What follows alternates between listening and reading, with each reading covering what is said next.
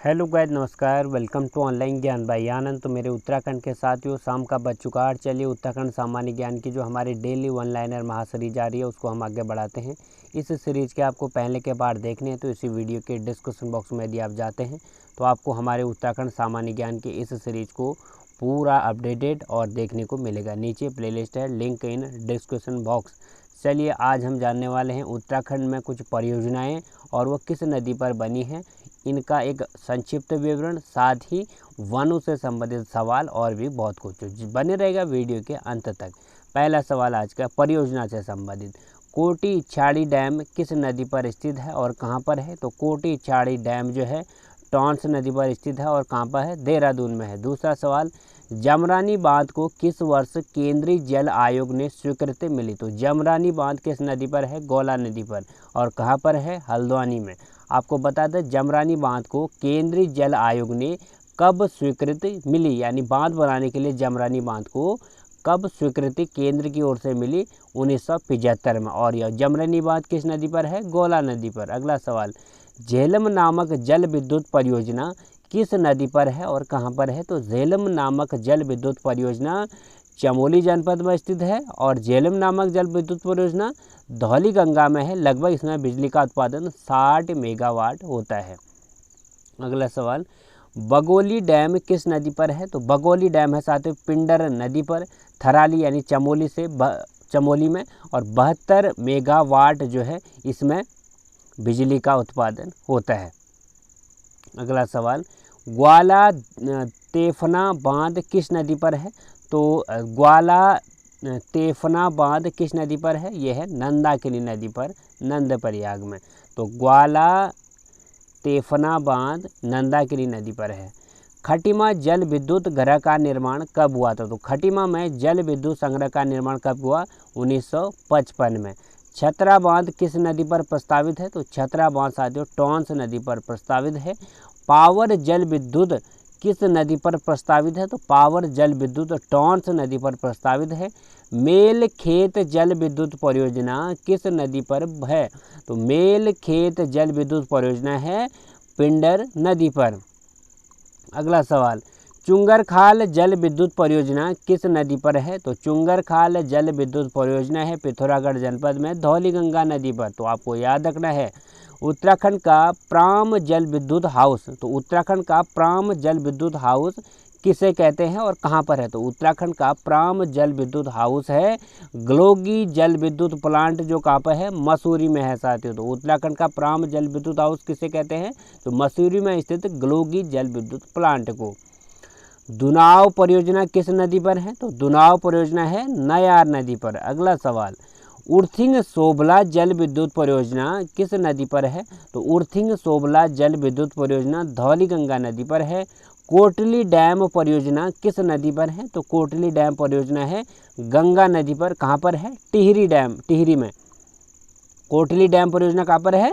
गंगा नदी पर, जो कि टिहरी में स्थित है। ऊपरी गंगा नवीनीकरण कब शुरू हुआ? तो ऊपरी गंगा का जो नहर बनी 1854 में बनी, आप लोग सब अवगत हो साथियों। तो इसमें नवीनीकरण का कार्य हुआ 1983 में। भालू बांध यानी भालू डाम कहाँ पर स्थित है? तो भालू बांध है साथियों रानीखेत अल्मोड़ा में। 1903 में इसको निर्मित किया गया। बहुत इंपॉर्टेंट सवाल। उत्यासु परियोजना किस नदी पर है? तो उत्यासु परियोजना अलकनंदा नदी पर है साथियों। कोटी इच्छाड़ी बांध किस नदी पर है? तो कोटी इच्छाड़ी बांध है टॉन्स नदी पर।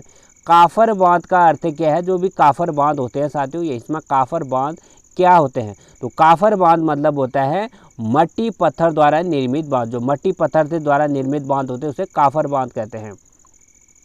पंचेश्वर बांध भारत नेपाल के बीच संधि हुई थी। पंचेश्वर बांध को बनाने के लिए भारत और नेपाल के बीच संधि हुई 1996 में, 1996 में।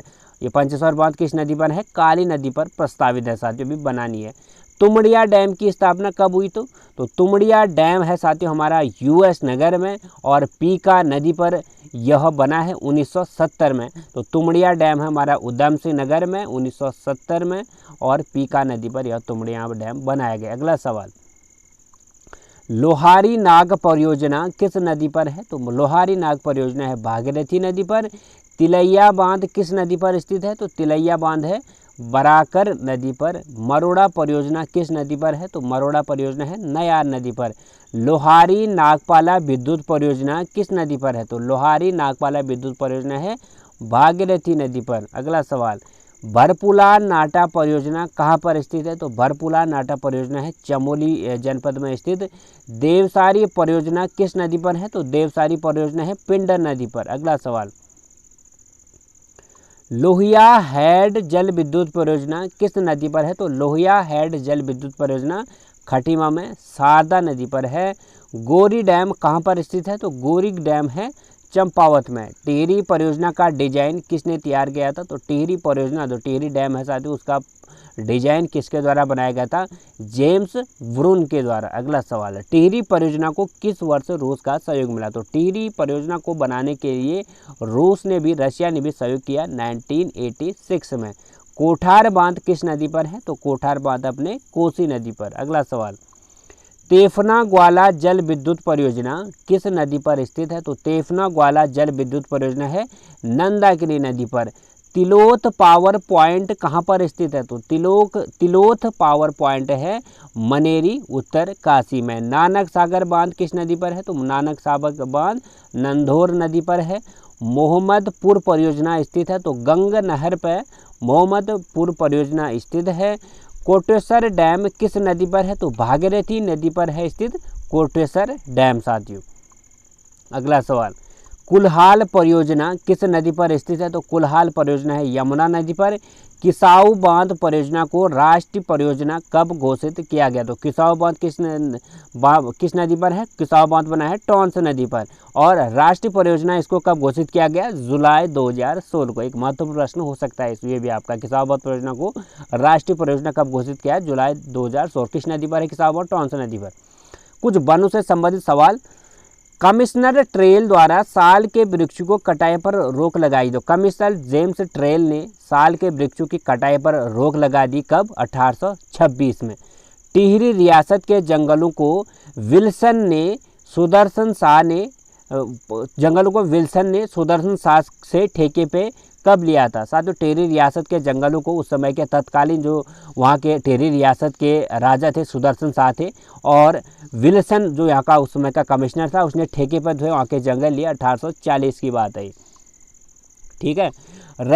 कमिश्नर रैमजे ने उत्तराखंड में ठेकेदारी प्रथा कब बंद कराई थी? तो कमिश्नर रैमजे ने ठेकेदारी प्रथा कब बंद कराई थी? 1858 में। भारत का प्रथम वन बंदोबस्त कब हुआ था? तो भारत का प्रथम वनों से संबंधित बंदोबस्त हुआ 1861 में। भारत में वन विभाग की स्थापना कब की गई? तो भारत में वन विभाग की स्थापना की गई 1864 ईस्वी में। फादर ऑफ फॉरेस्ट यानी वनों का पिता हम किसको कहते हैं? तो वनों के पिता के रूप में हम जानते हैं ड्रिचिक वैंडिस के रूप में। साथियों, ड्रिचिक वैंडिस ही ऐसे व्यक्ति थे जिनके द्वारा वनों से संबंधित बंदोबस्त का है, वन महाविद्यालय की स्थापना का, ये सारे वनों से संबंधित कार्य इनके द्वारा किए गए, तभी इनको वनों का पिता की संज्ञा दी गई। प्रथम वन अधिनियम कब लाया गया? तो प्रथम वनों से संबंधित अधिनियम बना 1865 में। इस अधिनियम के तहत साथियों वनों से संबंधित कटाव कम हो गए थे। फिर कुमाऊं वन विभाग की स्थापना कब की गई? तो कुमाऊं में वन विभाग की स्थापना हुई 1868 में, और गढ़वाल में वन विभाग की स्थापना हुई 1869 में, एक साल बाद। अगला सवाल, IFS को लागू किया गया। तो IFS सेवा लागू किसके द्वारा की गई? तो इंडियन फॉरेन सर्विस की सेवा ड्रिचिक वैंडिस ने 1867 से शुरू की। गढ़वाल में वन विभाग की स्थापना हमने बता दिया 1869। जंगलात ऑफिसर DFO की नियुक्ति कब से होनी शुरू हुई? तो जंगलों के लिए जंगलात ऑफिसर जिसको हम DFO कहते हैं आजकल, उसकी नियुक्ति कब से होनी प्रारंभ हुई? 1875 से। टिहरी में वन विभाग की स्थापना कब हुई? तो टिहरी में भी साथियों कुछ सालों बाद 1885 में, टिहरी क्योंकि उस समय पे रियासत अलग था साथियों, आप लोग जानते होंगे, तो 1850 में वहाँ के राजाओं ने वन विभाग की स्थापना अपने रियासत में की। बेनाब भूमि को सरकारी भूमि कब घोषित किया गया? जो भी उत्तराखंड में बेनाब भूमि थी उसको सरकारी भूमि घोषित किया 1893 में, ठीक है। भारत का प्रथम वन महाविद्यालय कब खोला गया? तो देहरादून में ड्रिचिक वैंडिस द्वारा 1878 में भारत का प्रथम वन महाविद्यालय खोला गया। अगला सवाल, 1906 में इसी वन महाविद्यालय का नाम इंपीरियल फॉरेस्ट स्कूल रख दिया गया। तो 1878 में खोला था वन महाविद्यालय और इसका नाम इंपीरियल फॉरेस्ट स्कूल कब रखा? 1906 में। भारतीय वन अनुसंधान संस्थान की स्थापना देहरादून में कब की? तो भारतीय वन अनुसंधान संस्थान की स्थापना देहरादून में हुई 1906 में। प्रथम वन नीति कब लाई गई? तो वन नीति लागू हुई साथियों 1894 में। वनों को इसमें 4 भागों में बांट दिया गया था। ब्रिटिश सरकार द्वारा प्रथम बार वन नीति कब लागू हुई? 1894 में। इसमें वनों को 4 भागों में बांट दिया गया था। FRI भवन का निर्माण कब और किसने कराया था? तो FRI जो भवन है हमारा देहरादून में, उसका निर्माण 1906 में CM वूमफील्ड के द्वारा देहरादून में किया गया। अगला सवाल, FRI भवन देहरादून किस शैली से बना हुआ है? तो FRI भवन CM वूमफील्ड ने यूरोपियन शैली या इसे हम ग्रीक रोमन शैली भी कहते हैं, उसके द्वारा बनाया गया था इस शैली से। प्रथम वन नीति 1894 में लागू हुई। फॉरेस्ट ग्रीनवेस्ट कमेटी की स्थापना का गठन कब हुआ? तो फॉरेस्ट ग्रीनवेस्ट कमेटी का गठन 13 अप्रैल 1921 को हुआ। प्रथम अध्यक्ष इसके कौन बने? P. विडम। तो साथियों बहुत इंपॉर्टेंट सवाल आपको हो सकता है फॉरेस्ट ग्रीनवेस्ट कमेटी की स्थापना का। वन पंचायत का गठन कब हुआ? तो वनों से संबंधित पंचायत का गठन साथियों होने लगा 1931 से। केंद्रीय वानिकी परिषद की स्थापना कब हुई? तो केंद्रीय वानिकी परिषद की स्थापना देहरादून में 1948 में की गई। वनों को केंद्र सूची से हटाकर राज्य सूची में कब शामिल किया गया? तो केंद्र सूची से हटाकर वनों को 1927 में साथियों राज्य सूची में शामिल किया गया। मोस्ट इंपोर्टेंट सवाल, देश का एकमात्र राज्य जहां वन पंचायत है, तो वनों से संबंधित पंचायत वाला हमारा उत्तराखंड एक ऐसा राज्य है देश में जहां पे वन पंचायत लागू होती है। वन पंचायत कब से लागू होती है? 1931 से। और वनों को केंद्र सूची से हटाकर राज्य सूची में शामिल किया गया 1927 को। देश में वन पंचायत का गठन कब हुआ? तो 1931 में। उत्तराखंड में ही वन पंचायत का गठन हुआ। देहरादून में वन अनुसंधान शाला की स्थापना कब हुई? तो देहरादून में वन अनुसंधान शाला की स्थापना 1929 को हुई। देहरादून में वन संग्रहालय की स्थापना कब की गई? तो देहरादून में वन संग्रहालय की स्थापना 1914 में। नेशनल पार्क एक्ट या राष्ट्रीय उद्यान अधिनियम कब लागू हुआ? तो नेशनल पार्क एक्ट राष्ट्रीय उद्यान अधिनियम 1935 में लागू हुआ। देश में वन महोत्सव का आयोजन की शुरुआत किसने की? तो देश में वन महोत्सव का आयोजन की शुरुआत 1950 में KM मुंशी द्वारा की गई। स्वतंत्र भारत की प्रथम वन नीति कब लागू की गई? तो स्वतंत्र भारत के बाद जब साथियों हमारा ही राज हो गया था यहाँ पे, हमने नहीं मतलब आज़ादी मिल गई थी हमें, तो स्वतंत्र भारत के बाद प्रथम वन नीति लागू हुई 1952 में। ठीक है।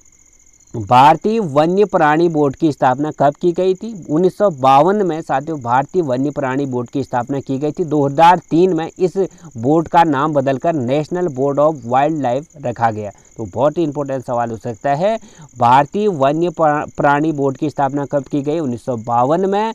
और इस वन्य प्राणी बोर्ड का नाम बदल दिया गया 2003 में, और क्या रख दिया गया? National board of wild life. ठीक है। चंडी प्रसाद भट्ट ने दसौली ग्राम स्वराज संघ की स्थापना कब की? तो चंडी प्रसाद भट्ट को हम जानते हैं साथियों रैमन मैग्सेसे अवार्ड विजेता। 1982 में इनको रैमन मैग्सेसे अवार्ड मिला था। और दसौली ग्राम स्वराज संघ की स्थापना इनके द्वारा 1964 में गोपेश्वर में की गई साथियों। बहुत ही अच्छा सवाल। वन संरक्षण अधिनियम कब लागू हुआ? तो वन संरक्षण अधिनियम 1980 में लागू हुआ।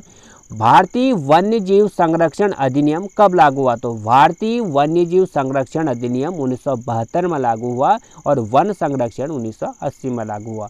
प्रोजेक्ट टाइगर कब शुरू हुआ? तो प्रोजेक्ट टाइगर की शुरुआत 1973 में कहाँ पे हुई? कार्बेट राष्ट्रीय उद्यान जो नैनीताल में स्थित है उसमें प्रोजेक्ट टाइगर की शुरुआत हुई साथियों, टाइगर को सेव करने के लिए। महिला मंगल दल की स्थापना कब और किसके द्वारा की गई? तो उत्तराखंड में महिलाओं का एक मंगल दल हो, इसके लिए स्थापना की 1972 में चंडी प्रसाद भट्ट जी के द्वारा। महिला मंगल दल की स्थापना 1972 में उत्तराखंड में की गई। और वह कौन सी महिला है जो महिला मंगल दल की पहली अध्यक्ष बनी? वो थी हमारी गौरा देवी। गौरा देवी महिला मंगल दल की पहली अध्यक्ष बनी साथियों, क्योंकि आप लोग जानते होंगे 1973-4 में यहाँ पे चिपको आंदोलन गौरा देवी के नेतृत्व में ही लगा। वन आंदोलन के दौरान उत्तराखंड राज्य प्रथम बार कब बंद हुआ? तो वन आंदोलन के दौरान उत्तराखंड राज्य बंद हुआ 1978 में। कुछ सवाल और साथियों, राष्ट्रीय वन सर्वेक्षण विभाग की स्थापना किसके द्वारा की गई और कहां पर की गई? तो राष्ट्रीय वन सर्वेक्षण विभाग की स्थापना 1921 में हुई। मुख्यालय इसका बना देहरादून। भारतीय वन्यजीव संस्थान की स्थापना कब हुई? तो भारतीय वन्यजीव संस्थान की स्थापना हुई 1982 में। भारतीय वन्यजीव बोर्ड की स्थापना कब हुई? तो भारतीय वन्यजीव बोर्ड की स्थापना हुई 1985 में। अगला सवाल, उत्तराखंड में वन्यजीव संरक्षण प्रशिक्षण केंद्र कहाँ पर है? तो उत्तराखंड में वन्यजीव संरक्षण प्रशिक्षण केंद्र है कालागढ़ में। ठीक है। FRI को डीम्ड विश्वविद्यालय का दर्जा कब दिया गया? तो FRI जो देहरादून में स्थित है उसको डीम्ड विश्वविद्यालय का दर्जा मिला 1991 में। राज्य में वन नीति कब लागू हुई? साथियों, राज्य जब हमारा 9 नवंबर 2000 को नया बना तो उसके बाद यहाँ पे वन नीति लागू की गई। तो राज्य ने वन नीति लागू की 2001 में। उत्तराखंड वृक्षारोपण नीति कब लागू हुई? तो उत्तराखंड में वृक्षारोपण नीति लागू हुई 2005 में। उत्तराखंड वन पंचायत अधिनियम कब बना? वन पंचायत अधिनियम बना 2005 में। उत्तराखंड वन पंचायत संशोधन अधिनियम कब बना? तो उत्तराखंड वन पंचायत संशोधन अधिनियम बना 2012 में। उत्तराखंड में वन अधिकार कानून लाया गया। तो उत्तराखंड में वन अधिकार कानून लाया गया 2006 में। उत्तराखंड वन नीति को संशोधित कब किया गया? तो उत्तराखंड वन नीति को संशोधित किया गया 2004 में। दुर्गा देवी वन आंदोलन के दौरान जेल जाने वाली हमारे उत्तराखंड की पहली महिला। बहुत ही महत्वपूर्ण सवाल हो सकता है। वन आंदोलन के दौरान जेल जाने वाली उत्तराखंड की एकमात्र महिला का नाम बताइए। वो है हमारी दुर्गा देवी। काली कुमाऊं का नेतृत्व हर्षदेव ओली ने किया था। हर्षदेव ओली को हम किस नाम से जानते हैं साथियों? तो काली कुमाऊं का नेतृत्व हर्षदेव ओली ने किया था। काली कुमाऊं का मुसोलिनी के उपनाम से भी जानते हैं हम हर्षदेव ओली को। इनके विशिष्ट योगदान हेतु इनका जो नाम है पत्रिका में काली कुमाऊं का मुसोलिनी करके इनका नाम था उसमें। वृक्षान को विलाप शीर्षक से वन आंदोलन के दौरान कुमाऊनी कविता किसके द्वारा लिखी गई? तो वृक्षान को विलाप एक शीर्षक से एक कविता लिखी गई। वो किसके द्वारा लिखी गई आपको बताना है। तो प्रसिद्ध कवि गोरदा के द्वारा वृक्षान को विलाप शीर्षक से वन आंदोलन के दौरान कुमाऊनी कविता लिखी गई। तो नैनीताल, अल्मोड़ा, पिथौरागढ़ में पंचायती वनों की स्थापना कब की गई? तो नैनीताल, अल्मोड़ा और पिथौरागढ़ में पंचायती वनों की स्थापना 1930 में की गई। साथियों, आज के हमारे हो चुके हैं सवाल। कैसे लगे हमें कमेंट में जरूर बताएं। अच्छा लगा तो लाइक करें, नए हो तो सब्सक्राइब करें। पिछले पार्ट आपको देखने हैं तो इसी वीडियो के डिस्कस बॉक्स में जाइएगा। साथियों, फिर मिलूंगा मैं ऐसे ही प्रश्नों के साथ आपके सम्मुख। तो बने रहेगा हमारे चैनल के साथ। साथियों, वीडियो हमारी अच्छी लगे तो लाइक करना और अपने दोस्तों को भी इस सीरीज से जोड़े जरूर। साथियों, धन्यवाद वीडियो के अंत तक बने रहने के लिए। God bless you. जय उत्तराखंड, जय देवभूमि।